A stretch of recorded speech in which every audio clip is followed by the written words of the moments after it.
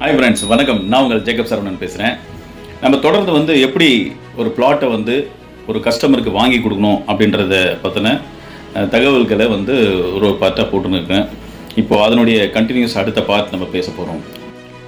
ஒரு பிளாட்டை நம்ம ஒரு கஸ்டமருக்கு நம்ம சேல் பண்ணி கொடுக்குறோம் அப்படின்னா அவங்க வாழ்க்கையை நம்ம மாற்ற போகிறோம் அப்படின்ற அந்த உறுதியோடு நம்ம அந்த விஷயத்தை செய்யணும். அது நம்மக்கிட்ட இடம் வாங்குகிற கஸ்டமர் கண்டிப்பாக அதில் பலனை அனுபவிக்கணும்.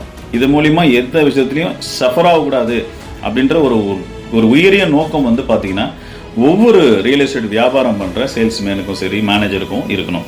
அப்போ தான் அந்த வியாபாரத்தில் நீங்கள் இன்னும் முன்னேறி போக முடியும். உங்ககிட்ட கஸ்டமர்ஸ் நிறைய சேருவாங்க.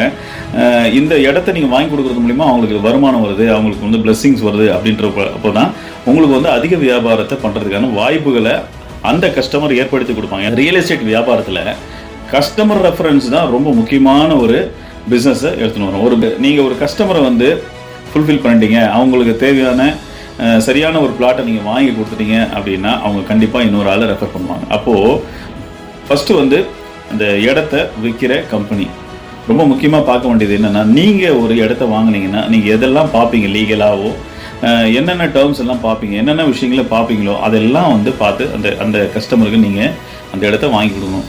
நம்ம விற்றுட்டோம், அவங்கக்கிட்ட காசு வாங்கிட்டோம், இதுக்கப்புறம் நம்மளை என்ன பண்ண போகிறாங்க அப்படின்ற நிறுவனங்களும் சில இருக்குது.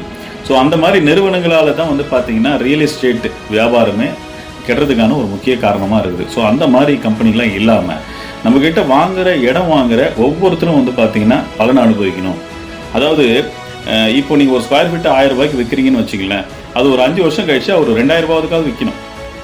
அதை விட்டுட்டு நம்ம மாறுதலாக என்ன பண்ணுறோம் அப்படின்னா 5 வருஷம் கழிச்சு 1000 ரூபாய்க்கு விற்கிற பொருளை இப்போவே 1000 ரூபாய்க்கு விற்றுடுறோம்.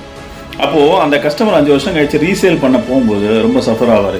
இந்த மாதிரி ஒரு நிறுவனத்தை பார்த்து நம்ம வாங்கிட்டோமே, இந்த மாதிரி ஒரு நபர்கிட்ட ஏமாந்துட்டுமே அப்படின்னு சொல்லிட்டு அவங்க வருத்தப்பட்டாங்கன்னா நீங்கள் அந்த இடத்த விற்றதுக்கான பலனே வேஸ்ட். அந்த பிஸ்னஸ் அதோடு நின்றுடும். அந்த கஸ்டமர் யாரையுமே ரெஃபர் பண்ண மாட்டாங்க உங்களுக்கு.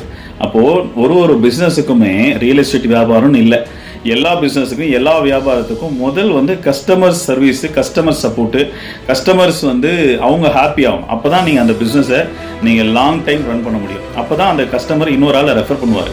நீங்கள் எத்தனை லட்சம் மார்க்கெட்டிங்காக செலவு பண்ணாலும் சரி, ஒரு கஸ்டமர் இன்னொருத்தரை கூட்டின்னு நீங்கள் எத்தனை லட்சம் மார்க்கெட்டிங்காக செலவு பண்ணாலும் நீங்கள் செலவே பண்ணாமல் அவங்களுக்கு ஒரு கஸ்டமருக்கு நீங்கள் சரியான இடத்த வைக்கும் பொழுது அந்த கஸ்டமர் இன்னொரு கஸ்டமரை கூட்டின்னு விடுவாங்க.